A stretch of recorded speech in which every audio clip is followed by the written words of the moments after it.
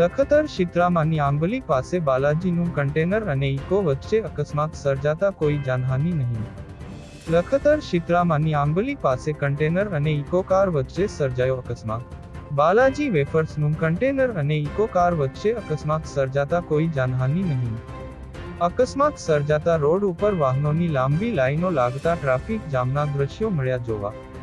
લખતર શિત્રામાની આંબલીથી રાજુપીર દાદાની દરગાહ સુધી રસ્તો સાંકડો હોવાથી અનેકવાર સર્જાયા છે અકસ્માતો.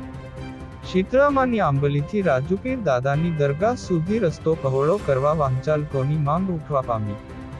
અકસ્માત અંગેની જાણ લખતર પોલીસને થતાં લખતર પોલીસ ઘટના સ્થળે દોડી જઈને ટ્રાફિક ક્લિયર કરાવ્યો. ત્યારે આજે લખતર મોતીસર તળાવનો પાળ પાસે આવેલ રાજુપીર દાદાની દરગાહ પાસે ડેરવાડાથી બીમાર વૃદ્ધને ઇકો કાર દ્વારા લખતર હોસ્પિટલ ખાતે લાવી રહ્યા હતા. તે દરમિયાન ઇકો કાર રાજુપીર દાદાની દરગાહ ખાતે પહોંચતા શિત્રામાની આંબલી તરફથી આવતું બાલાજી નમકીનનું કન્ટેનર વચ્ચે અકસ્માત સર્જાતા સદભાગ્યે કોઈ જાનહાનિ થવા પામી ન હતી. જ્યારે ઇકો કાર અને કન્ટેનર વચ્ચે અકસ્માત થતાં ઇકો કારને નુકસાની પહોંચી હતી. જ્યારે બંને વાહનો વચ્ચે અકસ્માત સર્જાતા રોડ વાહનોની લાંબી લાઈનો લાગી હતી. જ્યારે અકસ્માત અંગે પોલીસને જાણ થતાં લખતર પોલીસ ઘટના સ્થળે દોડી જઈને ટ્રાફિક ક્લિયર કરવામાં આવ્યો હતો.